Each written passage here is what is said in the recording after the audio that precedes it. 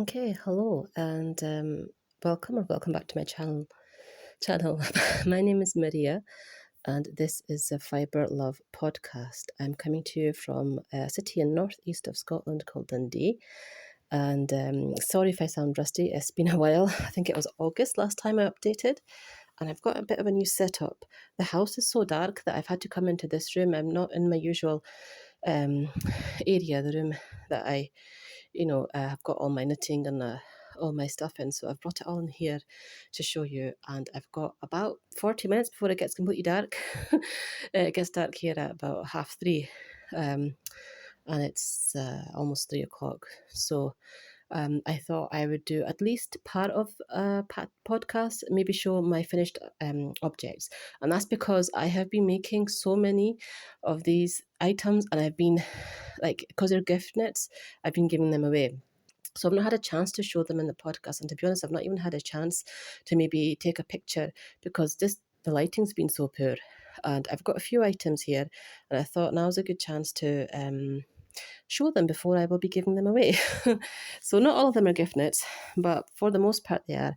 I'm back in the guest room. This is a really nice south-facing room and the sun's here until almost like the last moments, so it'd be nice to film in.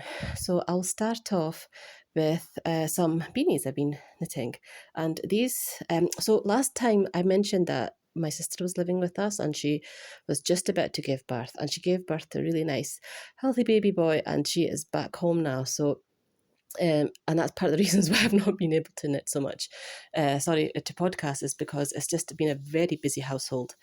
The past 4 months has just been really, really busy. And so this is one of the items that I've made. Now, he's a very small baby, which is very unusual for our babies because our babies are usually very big. Like my youngest sister was 10 pounds when she was born. And so this baby was just over 4. That's a very small. He was he was a wee bit premature, but not so much as to be so petite. But and a lot of the stuff that I knit him that I showed last time is quite a bit big for him. Even this one, I think it'll be pretty big for him, I think. But she can maybe just roll it up. It's one of the last bottom-up beanies I've made, because most of my ones going forward now since last year have been top down. But this one, I didn't know about the yarn. I was very unsure as to how big to make it. Like every single time, I think I've cast on just enough stitches for him that won't be too big, won't be small. They always turn out to be a wee bit too big. He is quite small. He is growing though. He's growing very fast. He's more than doubled his weight. He's about 10 pounds now. When was he born? In the last 2.5 months. So yeah, so this is basically James C. Brett marble. And I don't have it's like the marble yarn. It's one of the first yarns I ever bought. This is almost 3 years ago. This acrylic had been lying at the back of my wardrobe. I think I've given most of it away now because I don't use acrylic. But for the bonnet and the mittens I made him, like last time, I've noticed my sister's not used it. Now that can be partly because they are quite a bit big for him, but I think it's because it's quite, like, it's made out of Nutiden and it's a rustic wool, and maybe she's not using it because of that. I don't want to ask her, or maybe I should. It's just I don't want her to put her on the spot where are you not using my hand? I feel quite self-conscious about that. So I thought I'd make him something in acrylic. This is something that I know she'll be quite happy to use in terms of just putting it in the wash and stuff. So yeah, if I can find out the information about this, if the shade's still online, then I'll put the details at the bottom. But this was basically, I think it was a 2x1 rib. This is one of my favourite ribs. I really like the rib where it's like 3x1 or 2x1. I like those thin lines that come up. I think it's a very elegant look. And yeah, I had a pon-pon on this, I think, but I took it off. So this is going to go away as a gift knit. Right. So the next thing I want to talk about is, I've shown these as well. These kind of things I know I've shown as well, but I thought I'll show them once more. I make a ton of these. I get a request for wrist warmers, sorry, or leg warmers. These are leg warmers, so I've made a wee slit here so they can go on the booty, or on the boot, sorry. And this is for my niece down in Leeds. So they're really into their arm warmers or wrist warmers. I don't know, it might be a fashion right now for young girls. She's is she 10? I think she's almost 11, or possibly 11 now. So she requested these, and I made these in Drops Air Pink Marble, held with one strand of Drops Brushed Alpaca in the shade Pink Sands. I think the Pink Sands shade is number 20. I can't remember what Pink Marble is. And this was made on 7mm. So for me, it was a relatively quick knit. I don't particularly like holding I don't mind actually Drops Air if I'm holding it with like a mohair or brushed alpaca. But yeah, this is not the most enjoyable knit for me. It's 2x2. I think I like 2x2 more on the hems and the cuffs and collars rather than in a garment like this. I would, if I make these again for whatever reason, I think I'm going to do 2x1 or 3x1 rather than 2x2. Yep, so that's the second finished object. Now, what should I talk about? Okay, we'll talk about this. So recently I have made an order with, I think it was My Ivory Room, for Rauma Vams. She had a really good sale on the Rauma. And I ordered some Rauma Fivel and Vams. I think the Phenol was basically all the colours out of stock now because the sale's quite good. She still might have a few shades left of the Fivel. I hope I'm saying that right. Fivel and the Vams, I think. Yeah. I'm pretty sure she does because I checked a few days ago and there's still some shades there. Now, I have been very good in purchasing wool for the past 6 months. Not 6 months. So from the summer, I have been putting on control of things. I mean, I still buy the Nutiden because that's a yarn that I tend to work with mostly. But with all other wools, I have really been disciplined and controlling myself in terms of sales and stuff. And I haven't bought a lot. But when I saw the Vamps, and I know that the Rauma wool is the type of wool that I like to work with, I did make an order in. This was back in, I think it was end of September, possibly. So when I made the order, there was only a few shades of left of these colours, but I really like these shades. Now, again, I don't know the number, but I know this is called the Green Melange shade. And I'll show you. I've got no more left in the ball. This is a Green Melange shade. And I made a pair of mittens using another shade I got from Vance. And what was left after the mittens, I'll show you those in a bit, I made into this hat. Now I think I've already shown you the hat I made with the Cascade 220. It was almost 2 years ago now. And I've been using a top-down method that I learnt with, I think it's a magic loop. And that's what I've been doing for most of the hats now that I make and give away, because I find it's easier. And because this was leftover yarn from the mittens, I wasn't sure about, to be honest, I wasn't sure if I'd have enough for myself. And to be honest, I don't think I do. I'd love to keep this for myself because I think this shade is just magical. But it is slightly too small. Like, if I could wear this without folding the brim up, it just fits. But and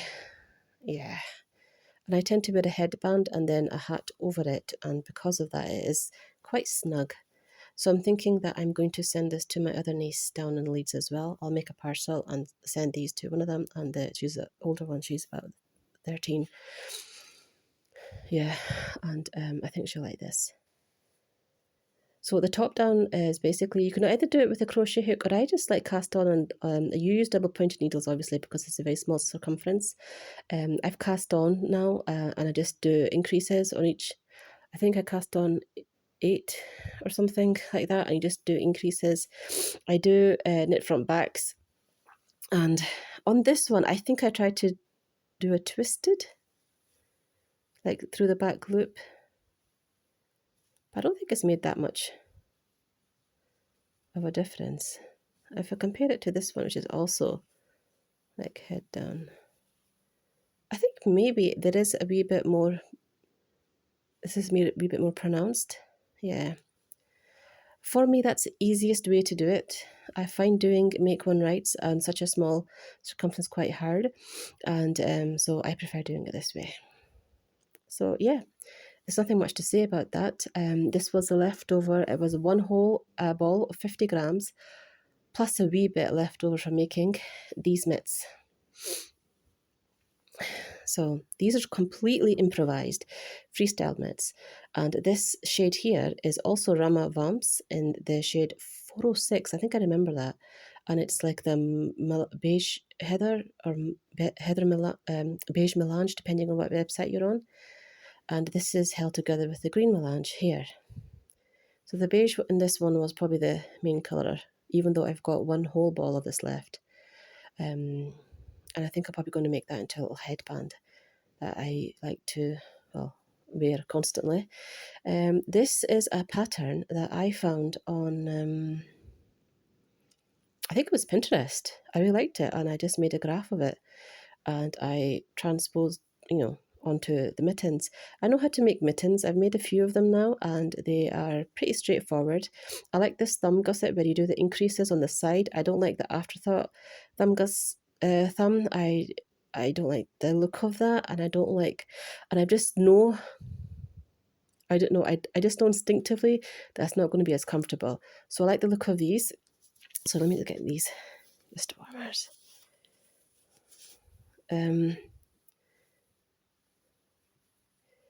I'll give them a go. I made the thumb into like a 1x1, which was the easiest for me. Because this was improvised literally as I was wearing them. These are quite big, by the way. I hope I can show them properly. I'm wearing a neck mount, and this is like a new thing for me. So it makes it so that both my hands are free. So I hope it like works out, and it's not too weird an angle. Okay, these are scrunching up because I've got the wrist warmers on, right? But they're really, really nice. I wear them. I always wear mittens outside. If I go grocery shopping and stuff, I'll always wear mittens, even in the summer. It just makes it so that I don't have to touch items. And to be honest, I think it's one of the reasons why I've not caught a cold for so long, or caught a flu. It's just quite hygienic for me, and I like it. And yeah, so this was the one I made first, and I think I made it. Honestly, it was one of those quick knits where I didn't want to think too much about it. So I would do the wrist, and then I added in like 2 stripes on the ribbing of the wrist. Again, that was just spur of the moment choice. And then I did like a quick graph, and I made it into the right hand and 1x1. Now the graph transposed onto the left hand didn't come out quite as, if you can see, it's not as tidy here as it is here. I should have made a few tweaks to the graph to accommodate for the fact that it's mirroring rather than, it's not like this, it's mirroring. So you can't, I had to do some kind of changes in order to accommodate for that, and I didn't. I don't mind. It's fine. You can see here, look, this. I should have gone 1 stitch. Like if it starts from number 1 here, I should just start from number 2 here, or something like that. But on the graph, if you know what I mean, on the colourwork chart. So, but at the same time, I don't think it matters so much. I just needed a pair of mittens. I have been using the pair of mittens from, where is it? I don't want to move too much in case. So these mittens I made years ago. Oh, did I forget to bring them? Okay, I forgot to bring them, and I'm not going to go back because, yeah, but they've been washed a few times, and they're getting quite snug. So I wash on 30 degrees Celsius. I don't go above that for my wool items, and they come out fine. But through time, I've noticed that they are kind of getting a wee bit more tight.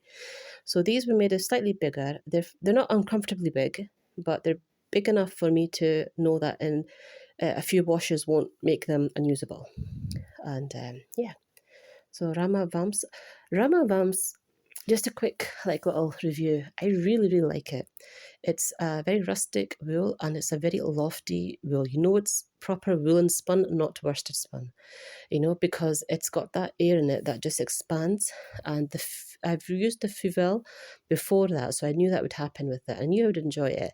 I've actually not knitted with the Phenol yet, although I have I have that in at least 2 garment quantities, I think, and I would like to. It's just a bit thinner, and I kind of like my cooker knits on the bigger, gauge needles. So I've tried both of them out. I think almost they've got so much loft in them that you could use Feville is like what 100 so 50 grams gives you 100 meters, and the Vamps is 50 grams gives you 80 meters, I believe, and they're quite interchangeable for a lot of patterns. So the Vamps will be slightly more dense, maybe, but I like that. It's not as heavy as I thought it would be for what's this equivalent to? Something like Nepal. This is equivalent to Nepal in terms of meterage, and Nepal is heavy. Maybe that's the alpaca in it, and maybe that's because it's worsted spun as well. But to me, Nepal is quite heavy, whereas Vamps is very light, and I really enjoy that.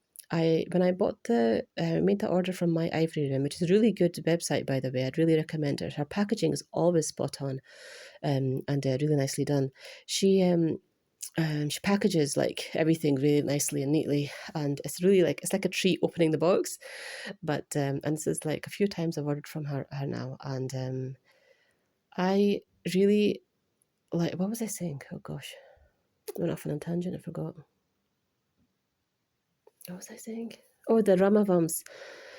I bought a jumper quantity, I think it was about 13 or 14 balls. I don't know if that's jumper quantity for me, but I think it might be if it's slightly cropped and not too oversized, in a shade that I hadn't seen anywhere, because I know Knit in the UK, Knit also carries Rauma Vams, but they didn't have this shade. I'll see if I can later on when I'm doing the second segment of the podcast, because right now I'm only going to show the finished items before probably finishes. I'll show that colour. It's called Pine Cone.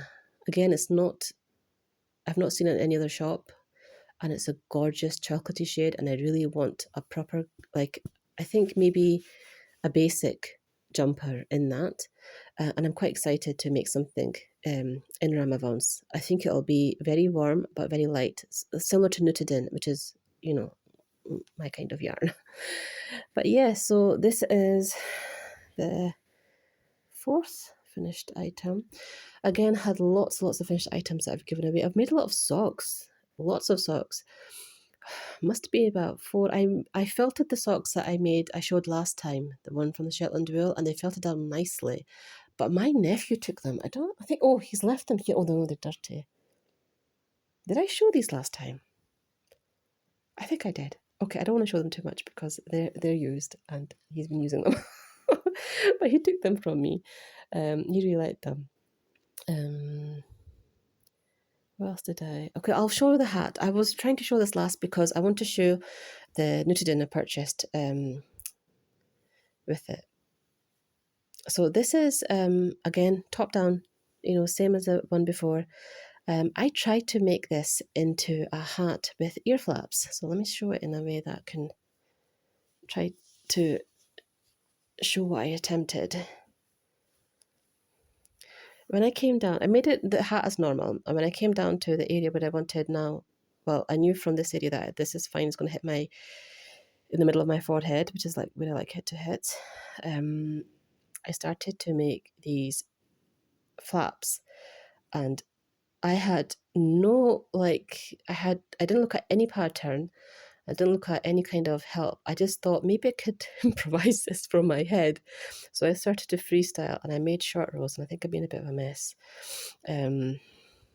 So my short rows, if you were to imagine this in 4 sections, so this is there's the 4 increases are here. This comes out in 4 sections. I had these on DPNs.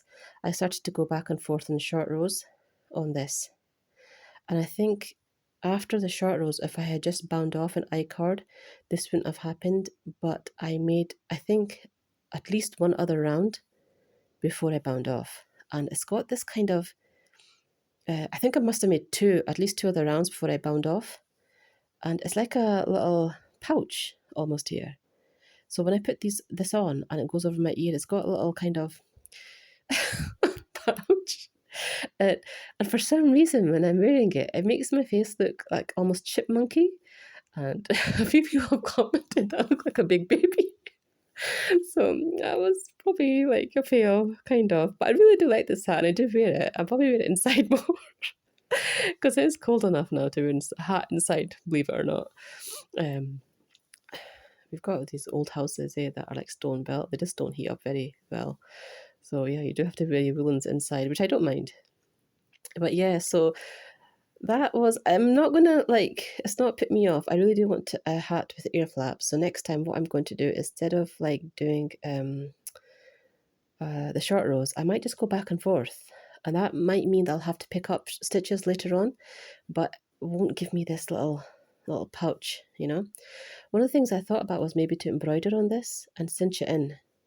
So if I make little flowers here, something that will kind of cinch in the fabric, and then that way I'll flatten it out a wee bit. So yeah. So the yarn for this, and this is one of the reasons why I'm showing these hats, is mostly because, I mean, you've seen this construction so many times on these podcasts, but the yarn I wanted to show. Now, this was a yarn I bought, was it the August one? I'll have to go back to my notes because I bought a few shades, but this shade I only bought one of. What was the shades did I buy with it? Yeah, I could only get one of these.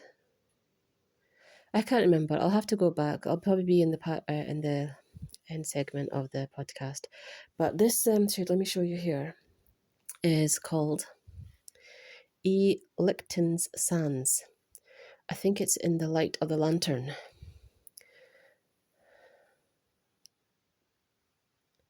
And it's a beautiful blend. That's beige. And that's beige, but it's got hints of mauve, brown, and very, very slight. I wouldn't even say pink. What would that be? I think beige, mauve, and brown is probably the best description. And I remember, because this really reminded me, after I had bought it, of a shade I already had and I was working with. And I think that's why I was drawn to it, because this is very similar to Jarnvilja. And I've been making my Bregne, I showed that last time, it's still a work in progress, with the Jarnvilja, and I love that. Honestly, I love that colourway. It's so, there's something very different about it. It's very fuzzy. I don't think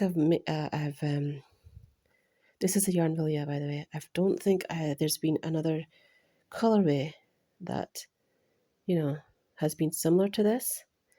And you can see the difference. So this is the I Lycktans Sken. I bought this in 2022. This was the first cut to colourway I bought with Harden. Harden is like a deep orange. And strangely enough, Caroline described this as similar to Harden, but I think she meant in feel, which might be true. I've not picked up my Harden for a while. I do have some of that left. This felt very nice. It's very, the strands you can see are very kind of distinct. The strands were quite, even though they're not the thickest strand, they were quite stable. Like I didn't have any issues with this, even though I was knitting with this held double. I was knitting with this held double on 5mm needles. And did I mention the needle on the Vams? I think I used 5mm on this as well. Then I went down to 4.5 on the rib. Yeah, sorry about that. I should have mentioned the needle size. I get really annoyed when people don't mention the needle size. I tried to mention the yarn, but this is the same. I'm pretty sure this is 5mm for the colourwork and probably 4mm on this, but I'll have it down below as well. But yeah, as I was talking about, this shade is very light, it's very airy, and it's very distinct in terms of its like strands. Like if I touch the strand, it's very rounded. In comparison, if you look at the shade together, the Jarnvilja and the I Lycktans Sken are very similar. Like, honestly, if I was to run out for the Bregney, which I don't think I will be because I'm using this one stranded, it's held with another, like it's held with like a Shetland strand. I could have like substituted this, and I don't think people would notice at all. However, the feel of them are so different, and this is why it always fascinates me with Nutiden. It's like this is almost like Velcro. It's like matted, not matted. It's got a felty type feel to it. The strands are very uneven, and when I pull the strand away, sorry, I'm just gonna fix up my wardrobe. When I pull this strand away, it comes off easily, right here. But this one, it's like it's got this kind of Velcro effect. Oh, I'm doing it the wrong way. Yeah, and I can feel it like sticking to itself. It's so funny, and it's just it's very thin, and some places are very thin. Some places I have to like break it apart and then join it together, which is like just, normal for Nutiden. And if I look at them together like that, actually, do you know what? They don't look that much different, but this does feel a wee bit thicker. It's difficult to explain unless you're feeling it. But yeah, this is very, very sticky. It's very dense. Like it's almost like a block, whereas this is significantly heavier than this, and even though they're not that much different in size. And this might be a wee bit more, slightly have more browns in it, I would say. Yeah, than that one. That's all I've got left actually after making this hat, double-stranded. It's quite a big hat. I've got a really big head, and I need to have, my hats are quite big, and because I wear them on top of the headbands I use, and do you know what, these past 2 days I didn't wear a headband and it was so annoying. I don't know, I can't not have headbands on now all the time, like constantly. Like the minute I come out of the shower, I like slightly dry my hair and I have to have the headband on like instantly, because my hair is quite flyaway, and if I'm wearing a hat on top of it, it's just like my hat's moving around, and with the headband, everything just sticks to the headband. So I really like it. And because I've got that headband underneath the hat and I've got a big head, the hats have to be quite big. So after that, I've got this much left. I think this is around about 40 grams, 50. I'll put it down below. But this one, I'm just saying that this has been like a joy to work with. It's a shame I only bought 300 grams of it. And I'm so glad I've got a garment out of this. And I know it's not a pure 100% Nutiden garment because I added in that strand. I'll talk about it later, but it's just such a nice thing to have worked with. I actually think I'll have some left over because it's so thin, this colourway, that I don't think it was. No, usually Nutiden is kind of guesstimated at about 450 to 500 meters, but I think this might be more like 550 meters per 100 grams. So I've got quite a bit left of it. Like I have got one arm to do, and I think that, and I've got this much left. So, right. So the last thing before the light goes, because it's getting really dark here, maybe it's to the side, is something that I don't think I cast on last time. Or maybe I talked about it, I'm not sure. But I have finished it, and this was something that my niece requested. Let me just tidy up a bit. This is something my niece requested, and I have not been enjoying gift knits, but I'll show you it. I'm just saying that I don't like gift knits that are large, but she wanted a jumper, and she's not really requested me for anything. She's 20. She's 20. Oh my god, I can't believe my niece is 20. She's still a child to me. She's still my baby, so I feel I can't say no. But I am going to kind of distance myself from larger garments. If anyone wants a gift knit, I'll be a beanie. And to be honest, most of them have been happy with like beanies or wrist warmers or whatever. But yeah, no more jumpers or anything too complex. But I have made her a very simple, very basic raglan. Oh, This is quite big. Right, let's see how this mount's going to work. Let me see, position it a wee bit here. Yeah. Is that okay? Can you see that? Yeah. Okay, I'll have to go back a wee bit. Just finished this off last night. I'm glad to get this off the needles. Right, so this is a top-down raglan, very basic. It's made on a really high gauge because I needed to do something that was fast. I can get off. Oh, what's all this? I think I think I have tried to. Right, okay, I'll fix that later, but that is basically me trying to hide my woven and stuff. Okay. I'm sticking out. Right, so we'll talk about the... Okay, there's nothing really much to talk about the patterns. It's a top-down raglan, which I've done like quite a few of now, and I've got the hang of it. You just need to... The only thing I've done is that I made a staggered start on this one, a la the Clara raglan, because I like that kind of start rather than picking up afterwards and making like my own kind of like short row, like, oh, words, come on. Do you know what? I'm sorry. I feel like the light's going and I need to like hurry up. But I basically made a staggered start, and that's what I do now with raglans, just so that when I join in the round here, cast on, after that it's just knitting in the round completely down, stockinette, with no kind of, nothing to distract me. So this has been a really nice knit in between more complicated knits. Like I'm still doing the Inishmere shawl, which is so bad because that was a test knit that should have been finished. But I think I've gone stuck on the lace section. Lace isn't very intuitive to me, so it's taken a bit of time. So in between that, this was really nice just to like, because I have to have my laptop open and the page open for that, this I could just take down with me, or like, at night time in bed.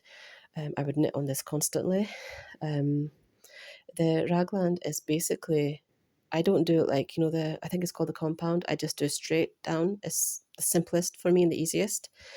And it went faster than anything else because I cast on and cast off before, like, after the last podcast. So, and she is a very small size. This is very oversized for her. I think this whole circumference is about 117, 120 centimeters, and she has, I think her chest is 85, so it's quite oversized for her, but she likes to wear oversized.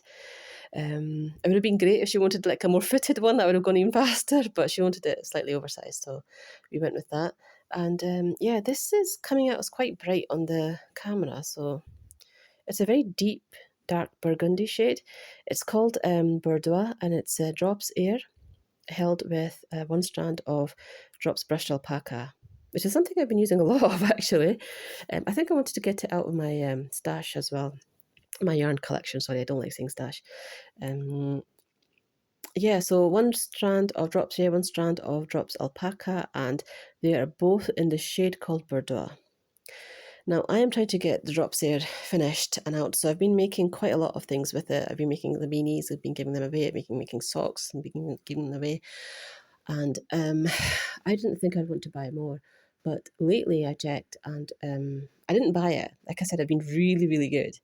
But I did see some shades come up in the Drops Air and Drops Brushed Alpaca, they're matching shades, and they're really my type of shades. Like there's a deep dark navy, and there is dark wine, dark grape, stuff like that. They look really, really deep ones.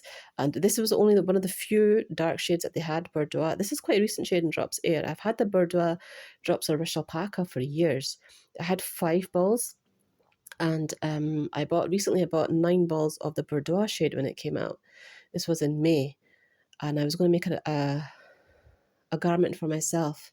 But when my niece requested this, I decided to make it for her and then hold the brushed alpaca so I can make it on a large gauge. This was 7mm I used for this, and that's why it went quite fast. I think the gauge was about 13 or 12 stitches, must be. Yeah, and I at one point thought that 5 balls of the Bordeaux won't be enough, and I would have to make another purchase. And I was quite nervous about that because I think in the darker shades, the difference in dial. I'm going to stand up just so I can get this in. Yeah, that's better. Let me just pan this down. Yep. I hope this is. Am I doing this? What's going on here? Yeah, I hope this setup is fine. But yeah, what was I saying? Yeah, so I thought I'd have to buy more because of the fact that it's yeah, I was worried about buying more because of the shade difference in the Bordeaux. I bought the Bordeaux 3 years ago. Drops Brushed Alpaca, yeah. I had 5 balls of the Bordeaux, and I honestly didn't think it'd be enough, but I think even as an oversized garment, I managed to make it with 5 balls of the brushed alpaca and 5 balls of the drops here. So yes, that was something that I cast off last night, and there's not much else to say about it. I don't mind working with Drops Air too much, which is why I think I might buy, next time it goes on sale, of course, that I might buy the darker shades that have come out. It'd be nice if someone could show them. I've tried to look online for them as well, but I think it's a bit too early, so Ravelry doesn't really have anything yet. Yeah, and I think I'll buy, rather than brushed alpaca, I might buy the Drops Kid Silk Mohair, because they've also had the same similar shades come out, like matching shades. And when I made my niece's vest, the CP01 vest, I really liked that combination in the end fabric of the Drops Hair and the Drops Kid Silk. I don't think I'd ever work with Drops Air on its own. I've just heard too many times. I'm going to sit down again. I've heard too many stories of how badly it pills and how much it basically how much the fabric just kind of becomes worn and threadbare after a wee while. And I can understand that because when I've worked with Drops Air on its own, it's not been a very pleasant experience. I can feel how light and flimsy it is. I don't know how it'd be like working double. Maybe it'd make a denser fabric. I might try that. But if I'm going to work with Drops Air, it's going to be held with something just to give it that longevity, because I'm not really a fast knitter. This is why I like to work on the bigger gauges. I have to make bigger sizes for myself as well. That slows me down more. So when I've got a garment in my wardrobe, I do really want it to last. To be honest, I'd like it to last more than a couple of years. I'd like to wear it for the next 10 years if I can, So, yeah. Oh, the bind off is the Ruke bind off, which I've been utilising a lot, even in my beanies and stuff. And I do like this. I think it's just got that perfect amount of give. I don't like things too stretchy sometimes because it gives a slight flare. And this has been quite nice. I did the body in 7mm, but I went down to 4mm, which was very dense on the cuffs. So that's why it's got that cinched in. I did actually do a few decreases. A lot of people don't like the cinched in look. I do like it though, especially in a cropped garment. I think it gives a nice shaping.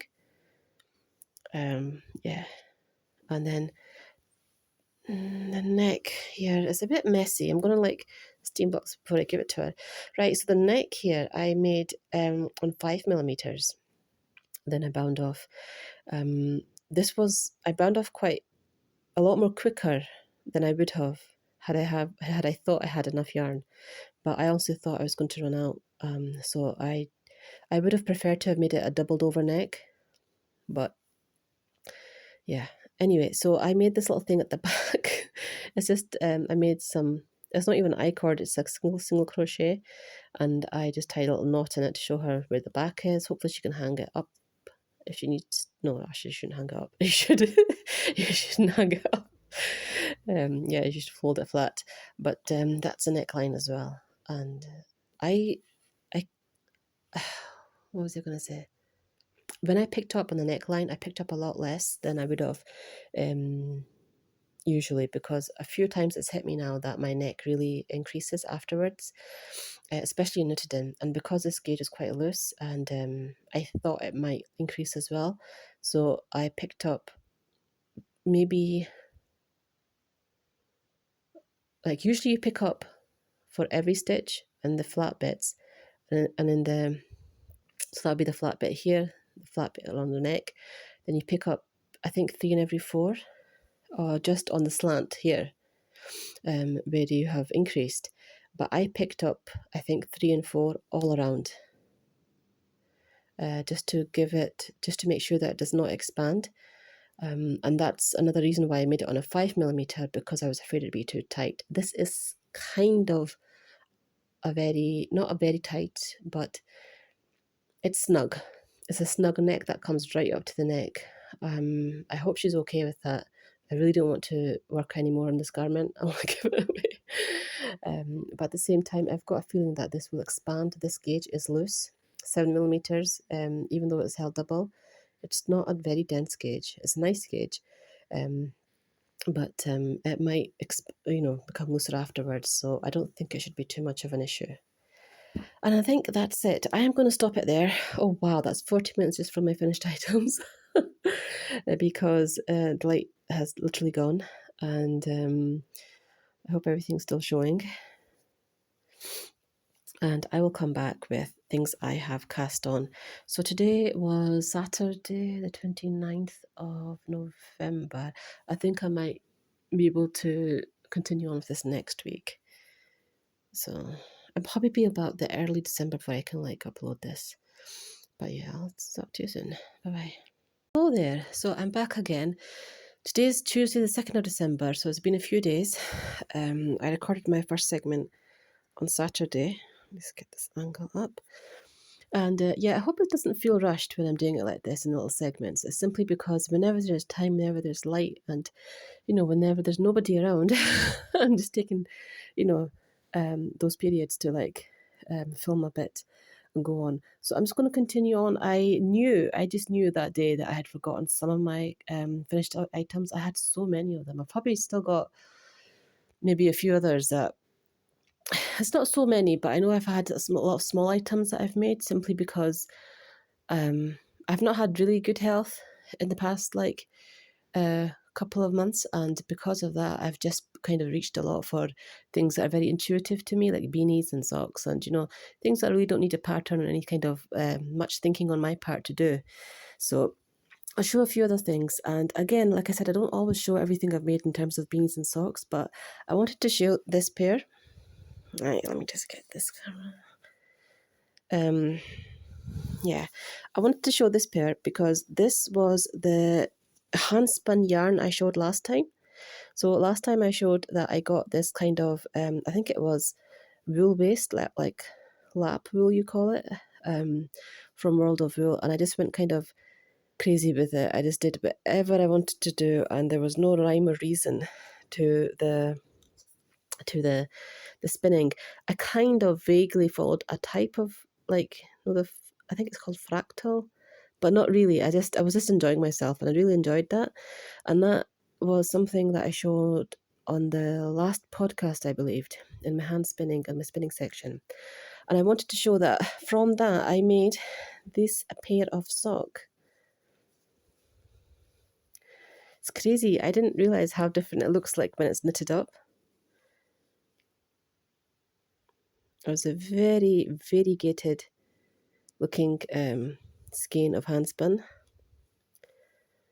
and this is how it's come out. And because it's been a while, I mean, when was the last time I uploaded? I think it was August, even end of July maybe.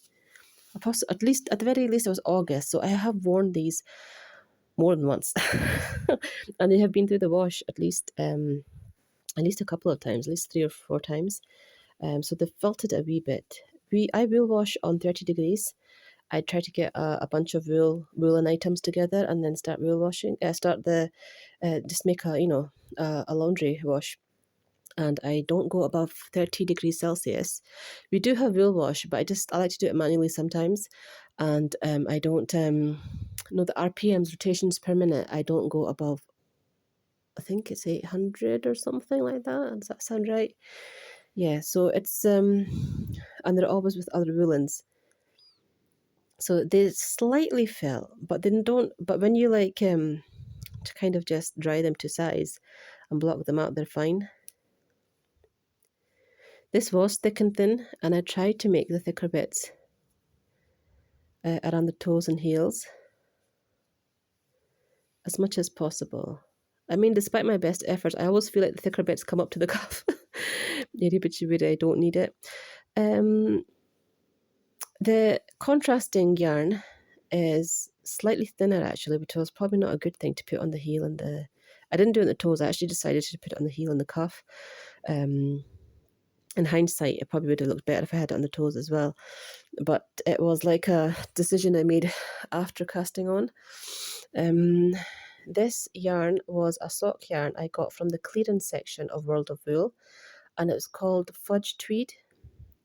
And it's just like a normal sock yarn ratio of wool to nylon. But it's not superwash wool, it's just a normal wool. And I think is it 70-30? And yeah, it's called Fudge Tweed. And I held it double because it's a sock yarn. It's a sock weight yarn, which is around about, I think it's 350 meters to 100 grams. That's a nice colour. And so far it's been holding up well. I was curious about it. It's the first time.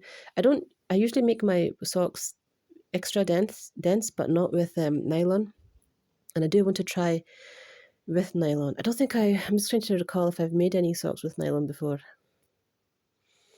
I don't think I have, to be honest. So I do want to try that out and see if they will last longer than my normal wool socks, because I do get holes. I probably need to mend every single time I wear a pair of socks. At least by the second time I've worn them, I need to mend them. And I'll show you how my mending is done in a pair that I've had for quite a few years now, and how that looks. But yeah, this was toe up, which is how I do all my socks now. So it's toe up, afterthought heel, and then I do it. I do the leg till I would say about 7 centimeters before I bind off. And I don't do a lot of ribbing. I do maybe maximum 2 to 3 centimeters of ribbing before I bind off. I don't particularly like doing ribbing on on like a smaller circumference. So I do avoid it, especially one by one. I don't mind ribbing if it's on bigger needles and if it's like comfortable in my hands. I think I did this on shorties. This was 4.5. Actually, I might have done it on DPNs because my 4.5 are on DPNs. And just one size smaller for the cuffs. Yep. And that's how they look like. So after I had made these socks, I had just maybe a wee bit more of this yarn, this handspun yarn left, and I decided to cast on another pair and combine it with the brown, the Fudge Tweed sock yarn here. And because I had a lot less than before, I decided to do, I've got a bit of weaving in, I decided to do stripes, that's what you call them.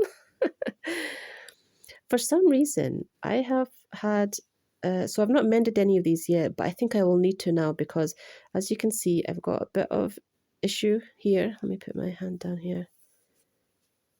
So you can see that's becoming quite loose. And I'm pretty sure I had issue around the toes. Yeah. I think these toes need to be, maybe not. These definitely kind of, they're I don't know. It's a strange place. I don't usually need to mend it there. The place I usually need to mend it is around the heel area here and around the big toe area here. But I do remember wearing these last time and kind of thinking that I'm going to have to start mending. And that's weird because those areas are the cast on areas, or the cast off areas for the heel. It's a cast on area for the, yeah. But yeah, so I did stripes, and this time with the handspun, I actually held a strand of Drops Kid Silk Mohair in the shade Curry, which is why this time it looks more kind of, it's got a yellowish cast to it, because curry is like a really nice golden curry shade. So yeah, it's the same handspun, because this handspun is a combination of like yellows and blues, and it's fairly even. I would say it wasn't exactly like more yellow in the handspun this time, but because of the drops there, the mohair, it's looking a lot more yellow.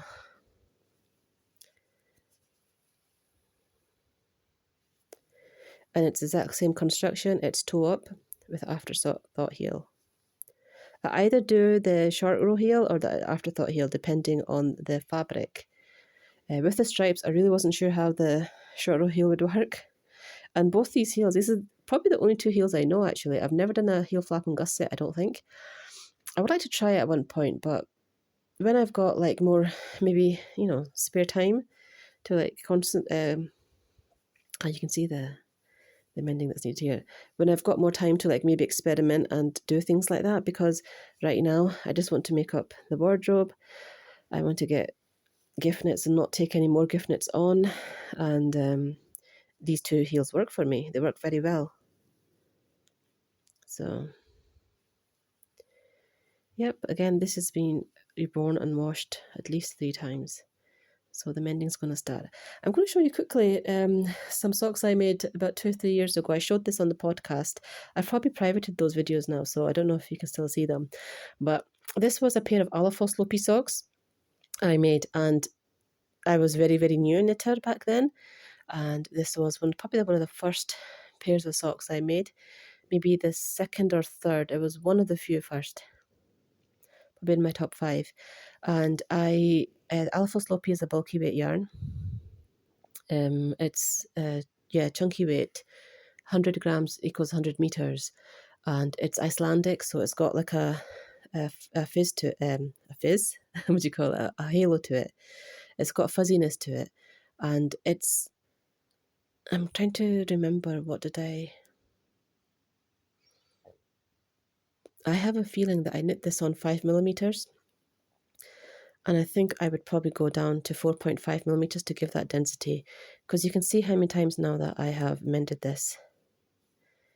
Was it toe down? I have a feeling this was toe up as well, even at that stage. Because I know in my first few socks I did knit them cuff down. But this looks like I did a bind off.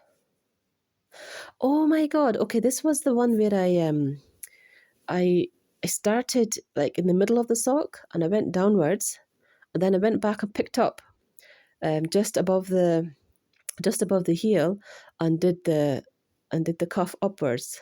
I haven't done that again, which is so weird. I think it made it easier for me at that time, but I'm quite confident now both in cuff down and toe up. It's because I didn't know how much I needed. So I thought, let me just, and I didn't know how to do toe up at that point. This was a short row heel. I had no idea how to do it toe up. I could only do it cuff down. So I did it from the top down up until there, and then I went up to pick up the cuff. I remember that, yeah. So I did a lot of mending around the heel area. You can see that this has been mended with 3 or 4 different yarns. The first yarn, this is actually Drops Air, that pearl grey here, you can see. And then this one, this darker grey, is Drops Brushed Alpaca Silk. And you can see I've added the Drops Brushed Alpaca Silk recently because it was like in my stash, there were bits and bobs. And at first I tried to, as you can tell, use yarns that are closer to the colour. And then later on it doesn't matter. I thought it was at the bottom of my foot anyway. And then you can see the mending all up to the big toe. That's like usually my big toe. That's probably my left hand foot. Yeah. And then you can see on the other one, I've used a lot on the heel here. The heel has probably just been replaced by new yarn at this point. And you can see this was not Drops Air. This was actually, the first yarn I used was a handspun. Might even have been this one. This is like the handspun, the Norwegian wool. Yeah, it was a handspun skein I had made. I just made what I'm wearing basically. This is Cherry by Midori Hirose, and I made it from my handspun wool, and I used the leftover to do the mending on this heel. And then later on, I have gone back and recently done more mending with the Drops Brushed Alpaca. I think the Drops Brushed Alpaca is is it ash grey or just dark grey? Yeah, it's a darker grey shade. And again, it's always around my big toe and that bit. So I do always have to do a lot of mending on my socks, and that is why I have to really make them quite dense. Sometimes I to be honest, there's one sock I've cast on, and I'm making it so dense that I'm literally like not able to pick it up. So I'm thinking I'm gonna have to unfrog that. It's actually really, really hard on my hands. So there has to be a bit of a balance there. But yeah, so that I think might be the end of my finished items. So I'm going to show you one of the cast-ons that I've got recently, and at the same time what I'll do is I'll show you a new acquisition that I got recently. So Nutiden, as everyone probably knows now, is one of my favourite yarns. It's something that I would like to work with a lot, and probably most of my budget, real budget, purchasing budget goes onto Nutiden. And very recently they brought out a new yarn called Varv, and I'll show you what it is. Now, Caroline had been hinting on her website about the coming release of Varv. We didn't know until like almost towards the release date, maybe just a couple of weeks beforehand, and there were some hints, and I had guessed that it is going to be a spun yarn, because obviously Nutiden is known for being unspun pencil roving, and I did not know though it'd be Buca. Now, it threw me at first, but it kind of intrigued me as well. I have never ever worked with Buca in my life, like the commercial type Buca, and so I don't have anything compared to, which is probably a good thing, because she did mention that this is not like your normal Buca. It's got a density to it and a rusticness that isn't comparable to the Buca, which usually has some kind of element of synthetic, there's usually the synthetic composition in Buca. This is all 100% Nutiden that has been transformed into Buca, with a strand of, you could probably see it better in the brown one, a grey strand of wool, a spun wool that they get from a local mill near to them, this is a Gotland spun wool, and it's all grey.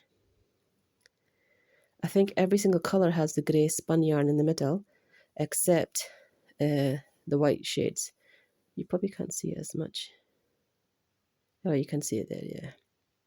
So I got two shades. This is Synlig, and this is Sunniva.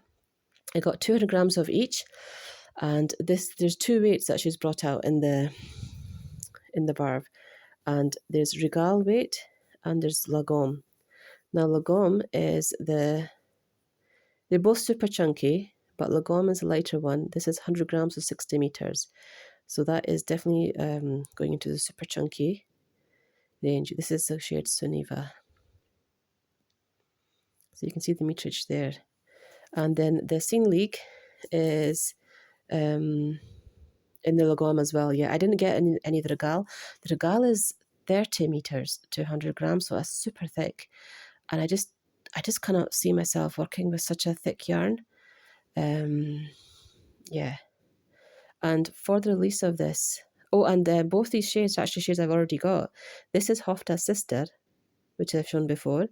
So the Hofta's sister in Nutiden, which was transformed into the Varv.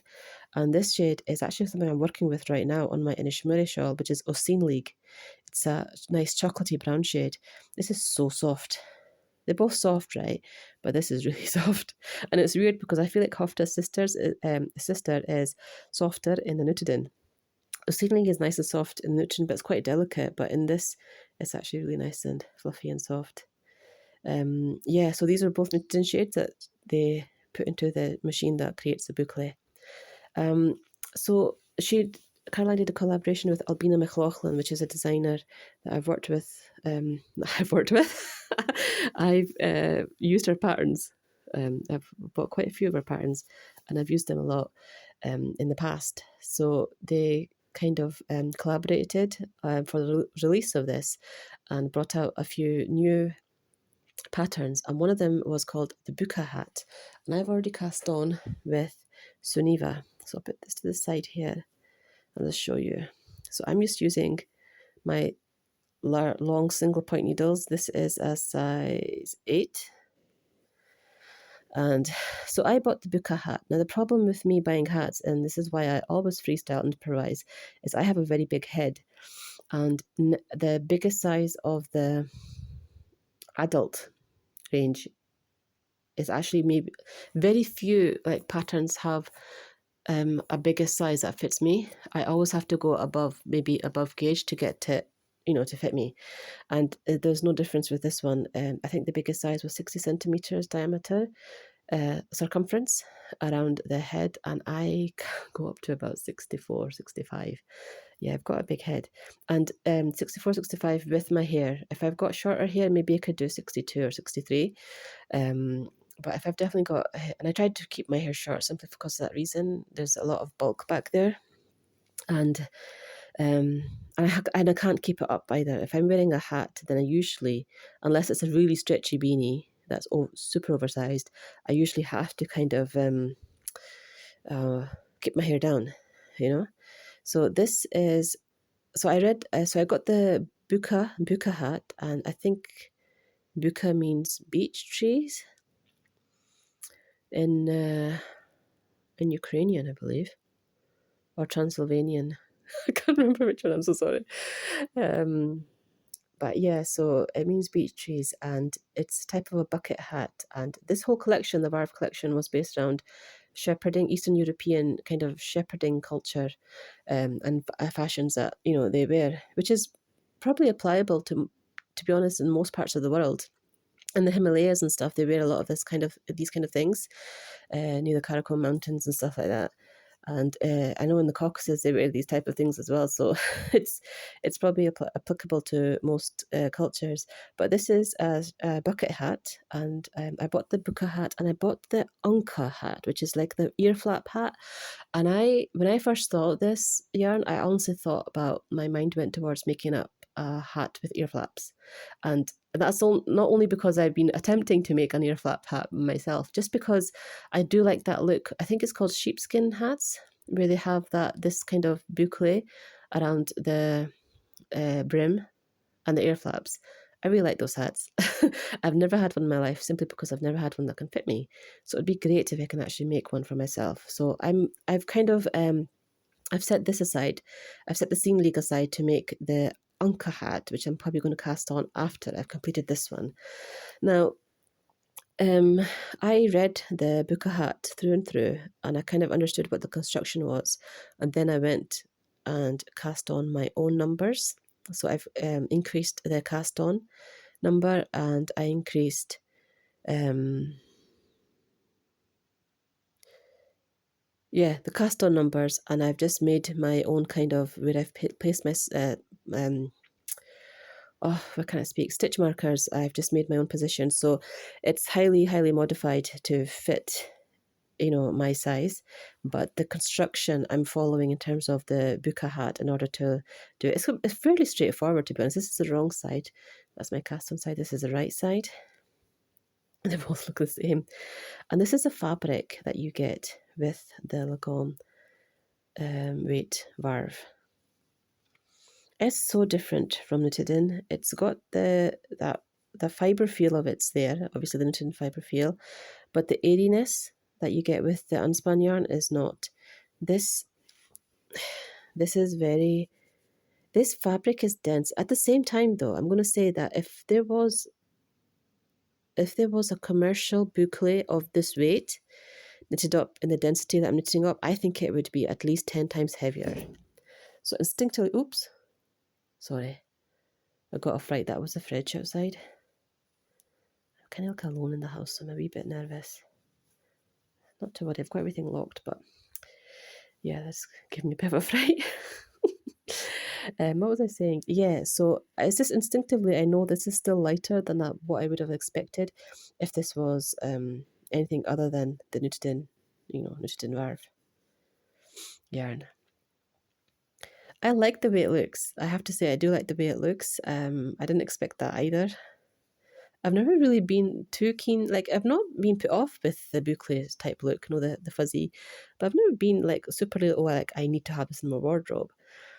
But the bucket hat, I've wanted a bucket hat for so long. You don't understand how many times I've bought a bucket hat and it was too small, and just, I gave it away and I was really upset about it. So making a bucket hat for myself, and I've seen other bucket hat patterns, knitted ones, but I've never really liked them.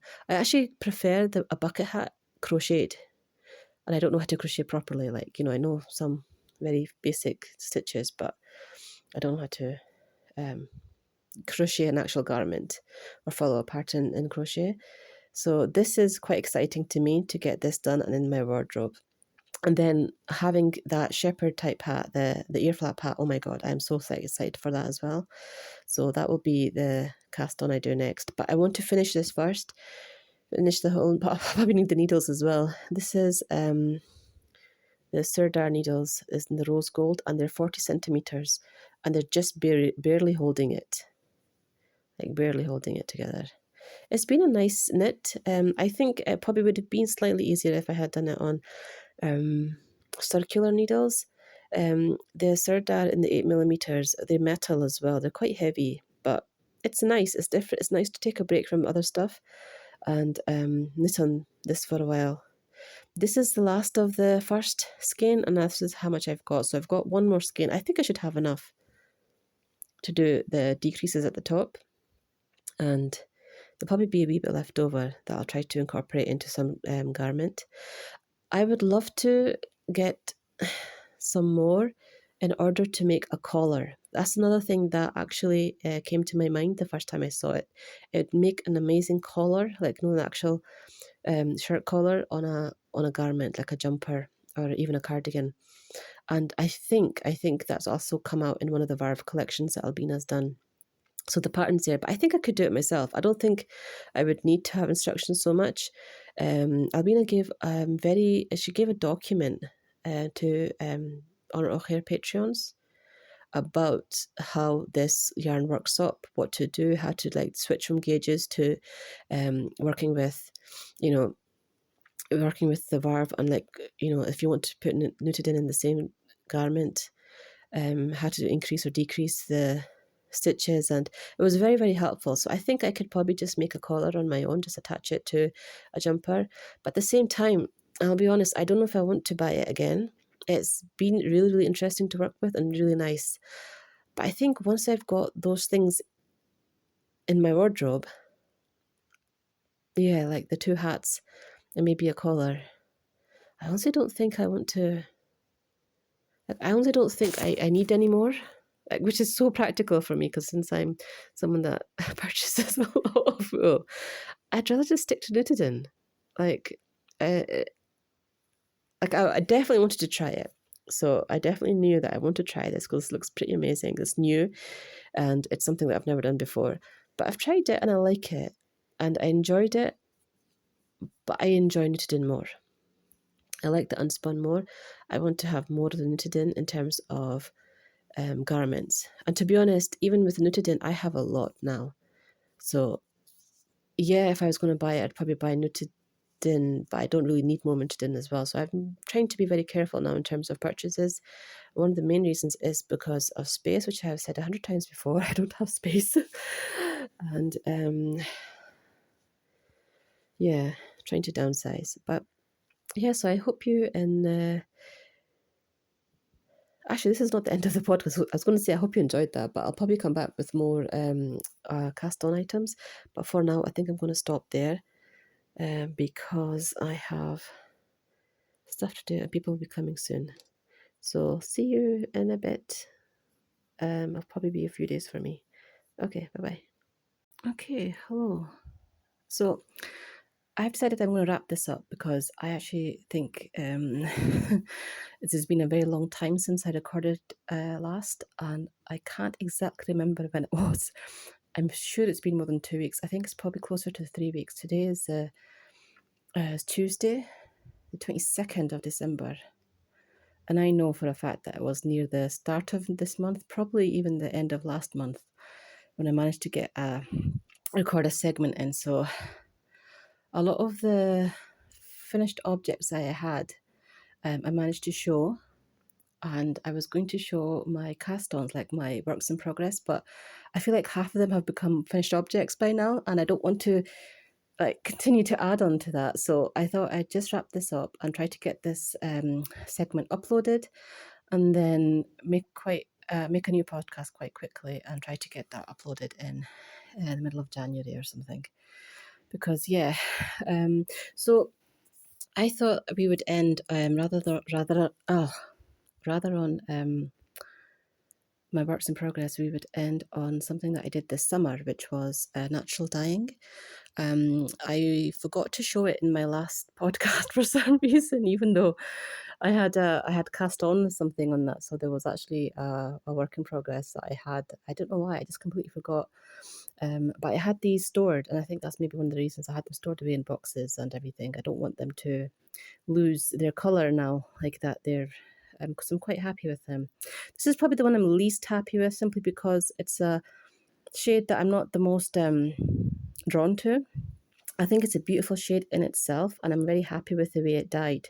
I brought this skein. This is like just a World of Wool skein. It's just to show the example that this color. These hanks were similar to this color previously, like an off-white creamy shade.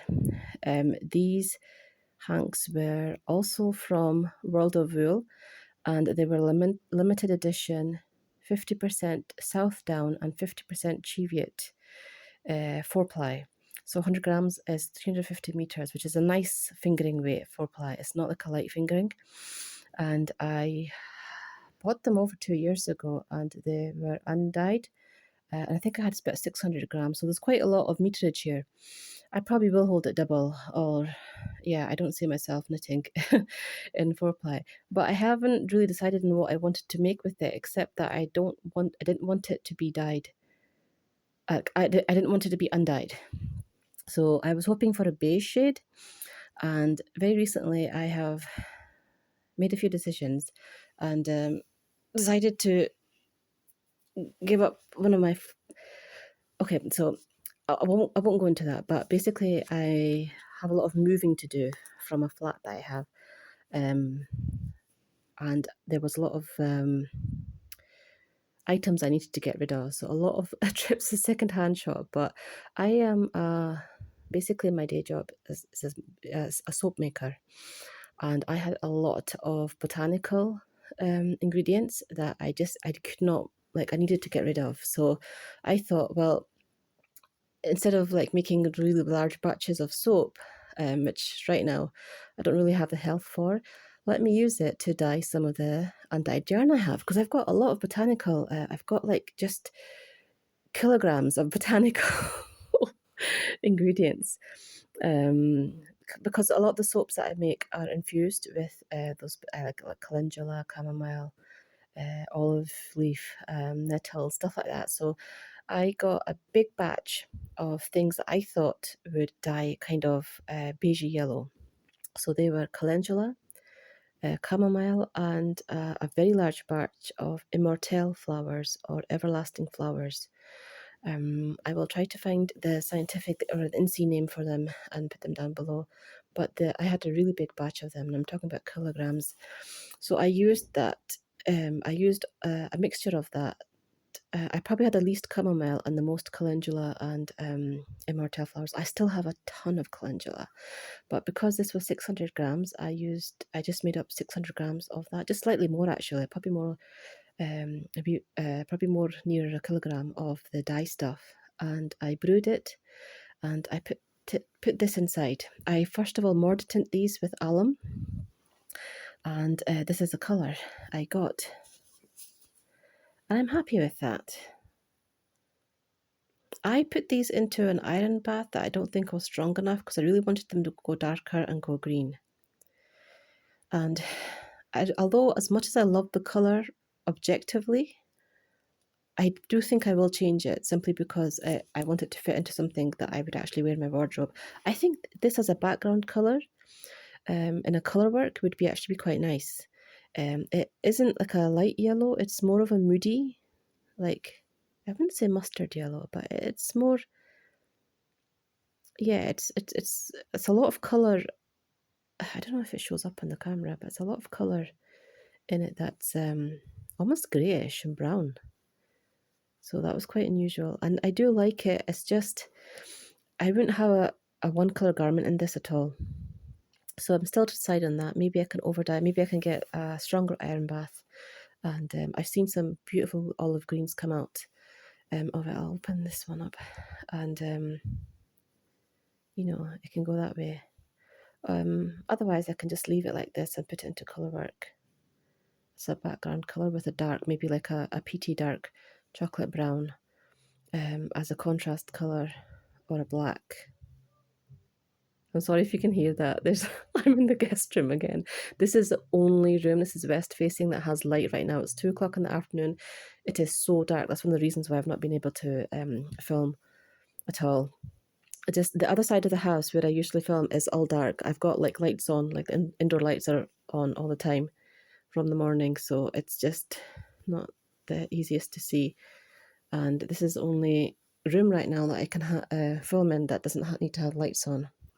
Okay, so the next one I want to show you is, let me see if I can reach out for it without moving too much. You can see in the corner. I'll show, there's a few here. So I did 3 dye batches, and it's not easy, trust me, it's not easy hand dyeing, but I was quite motivated, I think it was in the summer, to get rid of some of this botanical items. Okay, so this next dye batch was done on, I'll talk about the wool first. This was 100% lonks from the world of wool, and this is Aran weight, and this is 100 grams equals 175 meters, so it's a thicker. I showed this when I bought it. It was called lonks, stricken lonks, stricken as an STRICKEN, and the lonks had an ecru colour, like a creamy colour that had bits of grey streaks in it. It was a beautiful colour on its own, and I was very happy. I was going to make that. I was going to make this into a pelica vest, and I was just showing my plans for it. I have 500 grams for a pelica vest. I'm still going to make a pelica vest. I've just not cast on. Let's see. What's this? Double check with. Yeah, Rufford, stricken Aran yarn. So I've got 500 grams. It's called Rufford, but it's 100% lonks. It doesn't say that for some reason. So LONK, it's a sheep breed. Now, this was dyed with a huge batch of slightly outdated black tea, and maybe a wee bit of green tea was thrown in as well. I was just clearing up my shelves. Black tea isn't something I dye too much into my soap. It doesn't come out in a particular fashion. I don't know if it gives any kind of antioxidant properties as well to the oil. So black tea was just what I had a lot of in my flat. So this is the original colour. This was actually very similar actually to the original Lonks colour, this kind of light ecru creamy colour.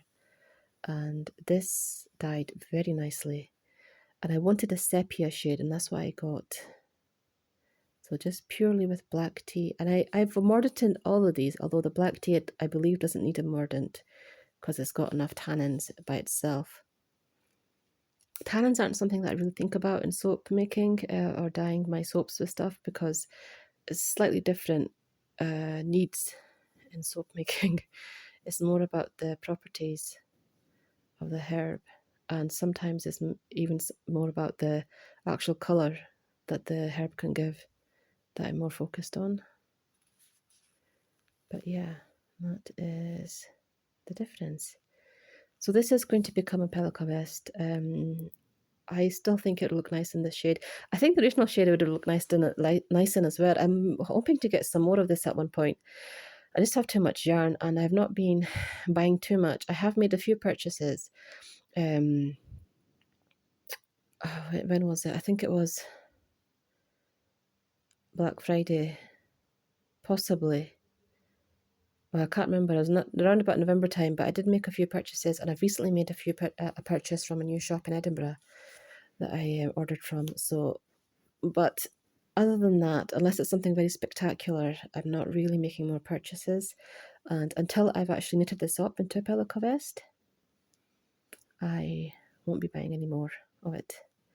But yeah, I really like this. I think this is maybe one of my favorites. I do like the chibi itself down.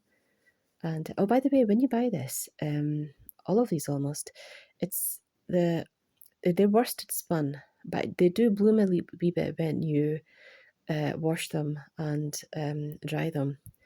And especially now that they've been dyed, they have gone thicker. This was very thin when I first got it. I was difficult to believe that it was 350 meters, 200 grams, but you can see it now. It has bloomed a bit.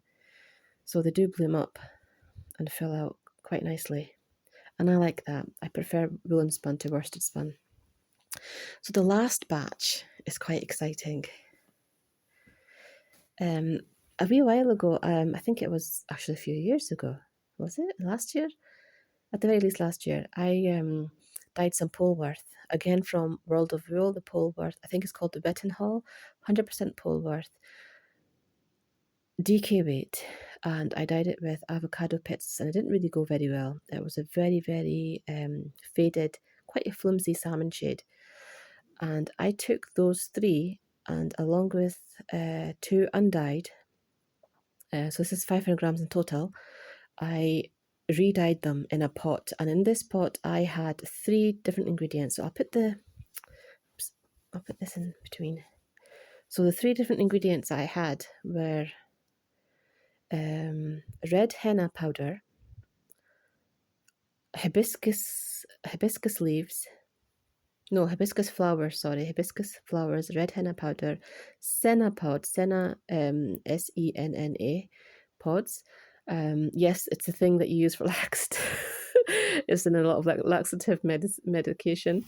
And I believe I had a few rose hips as well. And I put them all in a big pot and, boiled them for a few days. And then I added in the yarn, and this Polworth yarn turned into this gorgeous shade, absolutely stunning shade. I think this might be my favourite. I do like the lonks, the black tea-dyed lonks, but this shade is just so nice. I know hibiscus flowers aren't supposed to be too colour fast, so I have kept this in my wardrobe, but let me open this a wee bit so you can see some of it's a very tonal shade. You can see some of the dye stuff in it, but it's there is some kind of tonal aspects to it, but I'm really enjoying that. I'm not I don't like speckled variegated hand-dyed yarn. That's not my thing. I don't think I would buy it in any situation.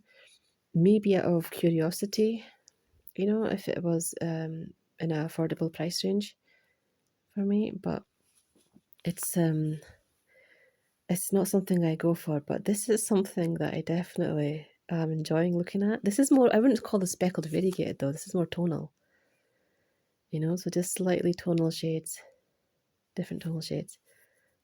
There's so much dye stuff. I'm actually knitting with this, so I'll show you what I have. I'm trying to move around without moving the camera too much because I don't want to show the rest of the room. So can I get this out without losing it? Come on. Let's do this one-handed.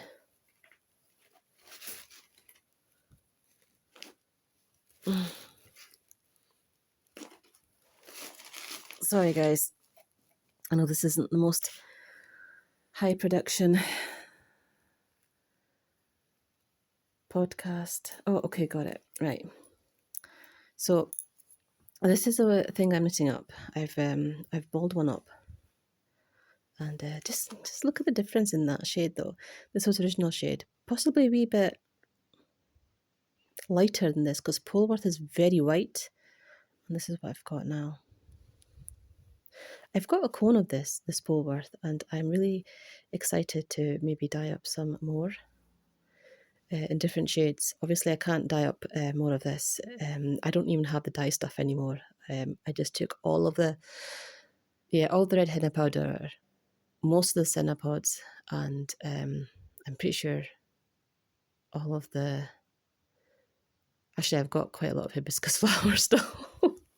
So maybe, but obviously you can't get exactly the same shade.